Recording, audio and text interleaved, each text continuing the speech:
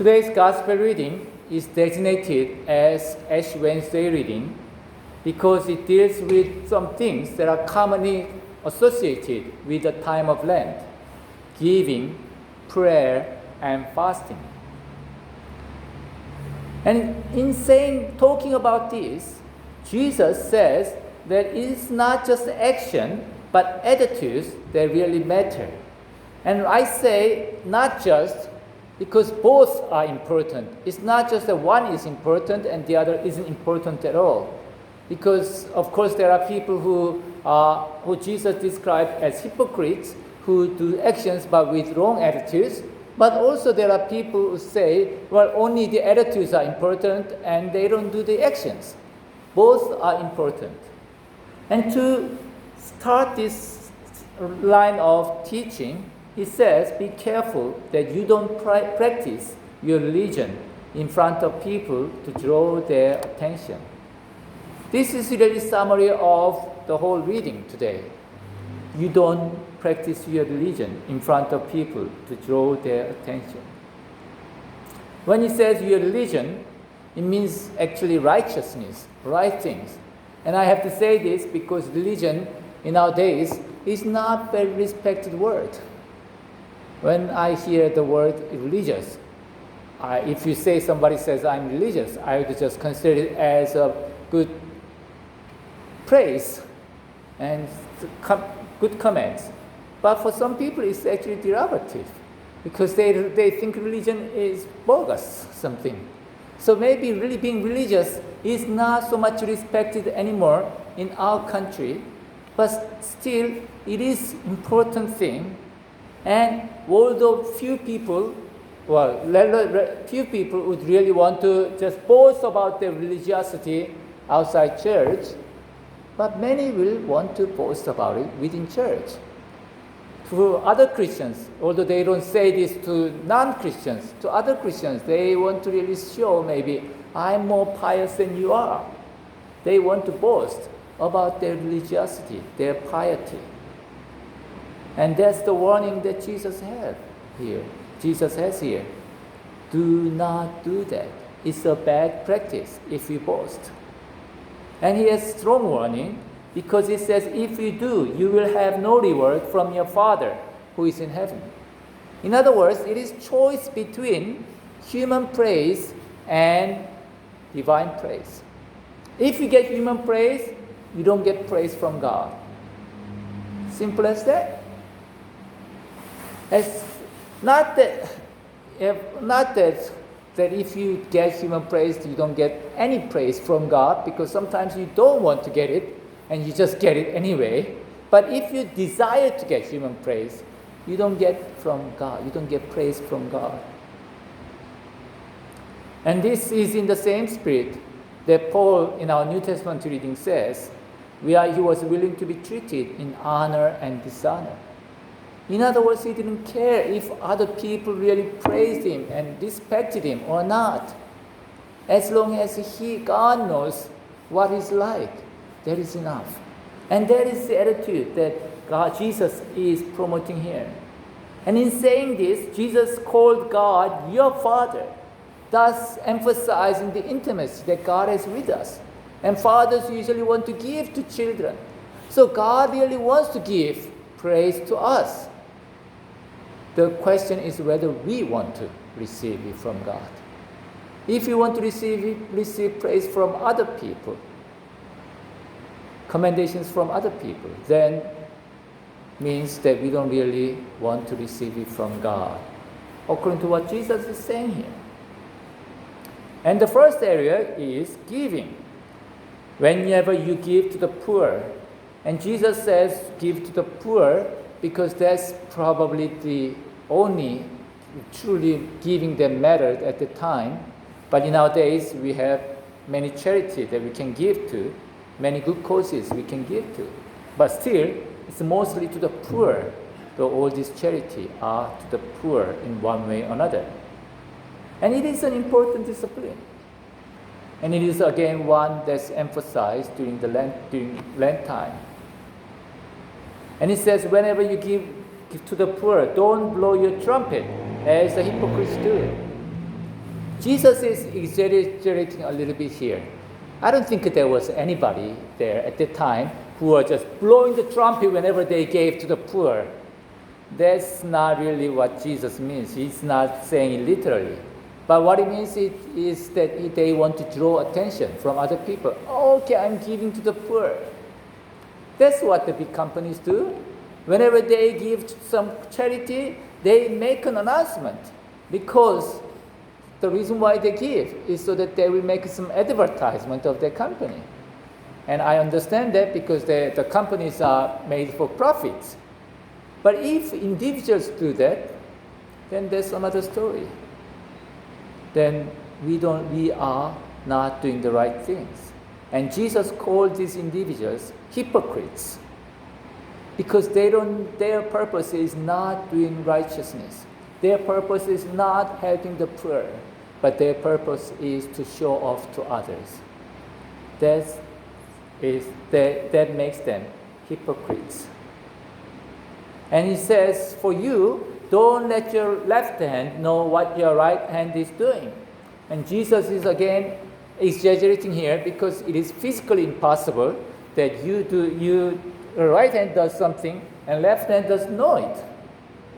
But he's saying that you do it to that degree. That you do it to the degree that even you don't remember that you have done something right.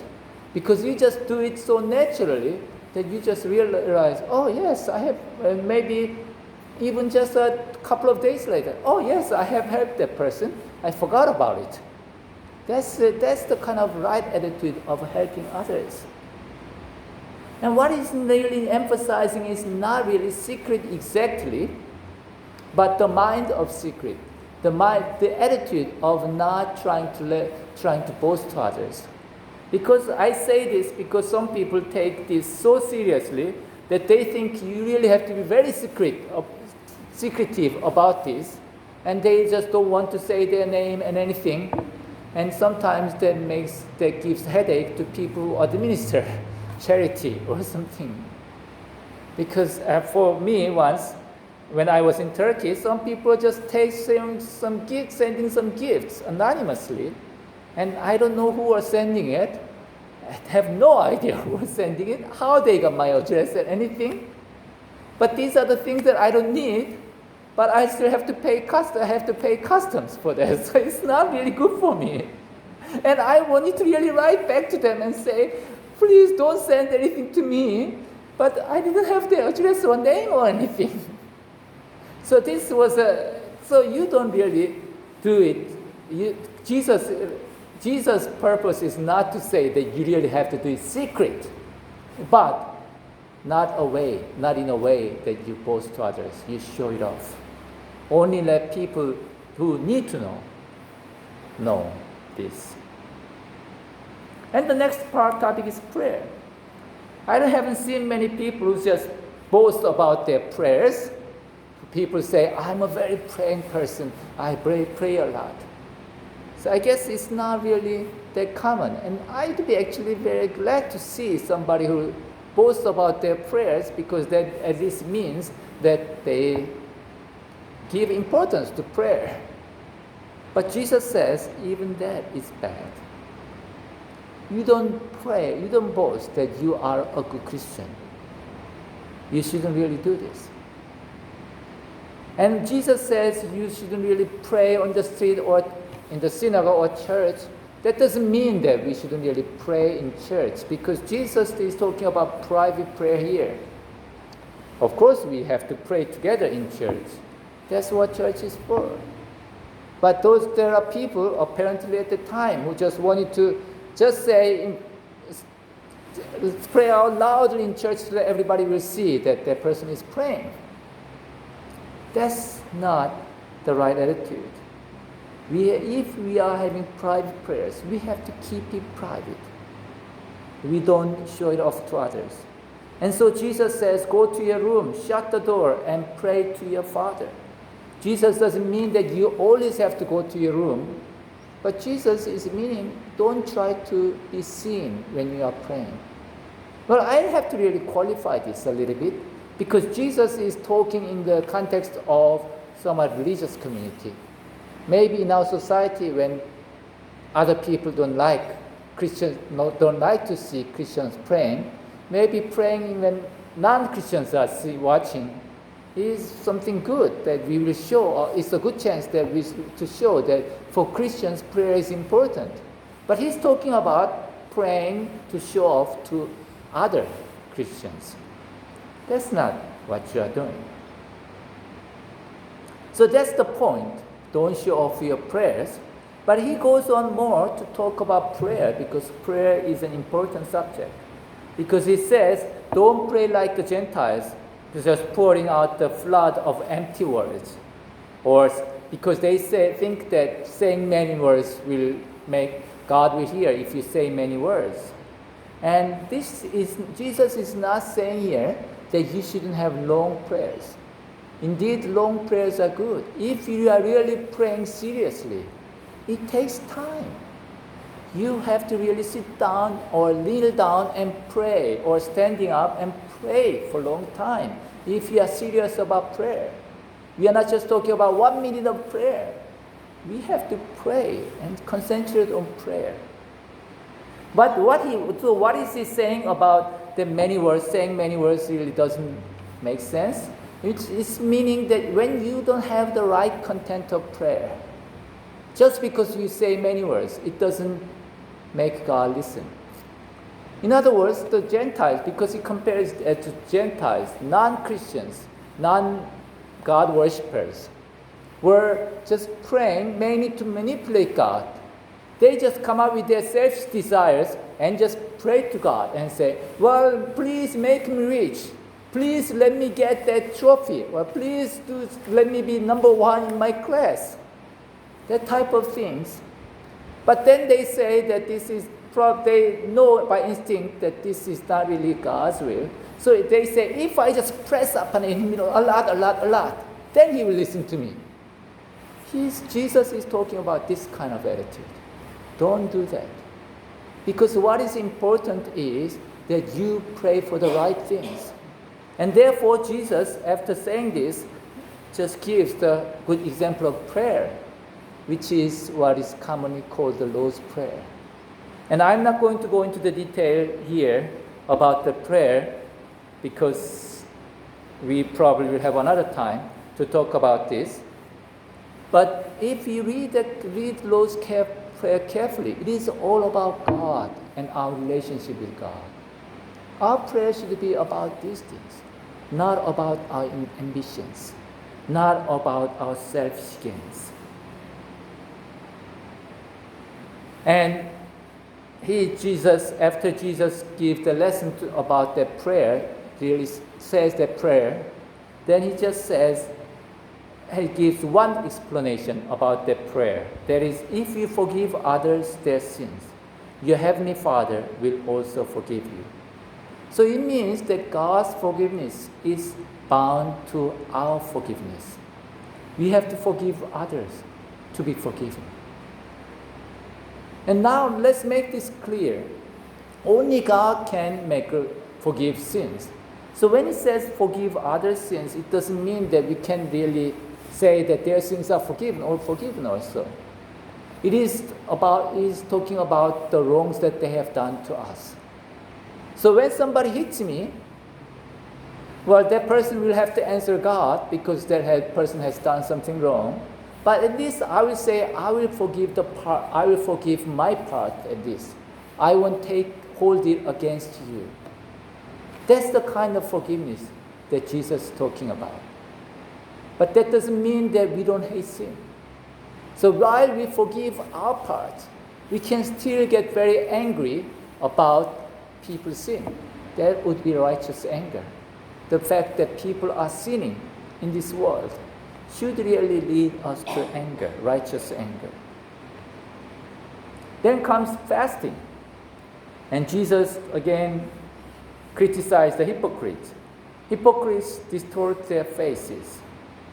Well, why are they distorting their faces?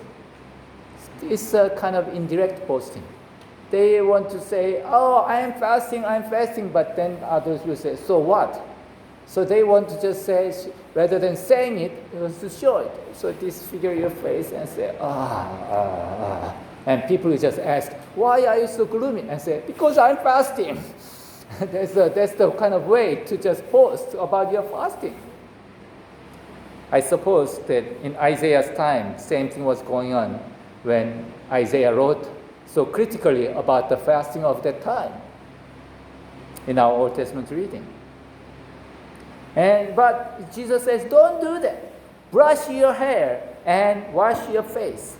So don't make it obvious that you are fasting, so that people won't just praise you for fasting. Because that way, you are fasting not to people, but only to your Father. So fasting is to God. We are doing it for God and not to just show off to other people. Again, I'd say if we just show it to others so that you will encourage to other people to fast as well, maybe that's a good thing. But if you really show it to others so that you can boast, that is a bad thing. Then, after all these things, he just talked about this. Stop collecting treasures for your benefit on earth. As he was talking about God's reward to us, treasures here is really talking about people's reward or God's reward. Treasures for your benefit on earth are people's praises. When we get reward from people. So if we just boast about things, our righteousness, then we are really collecting treasures on earth. But of those treasures, Jesus says, where moth and rust eat them, and where thieves break in and steal them. In other words, they will pass away. It is not permanent. You think that you get praises of people and you are happy, that happiness will go away.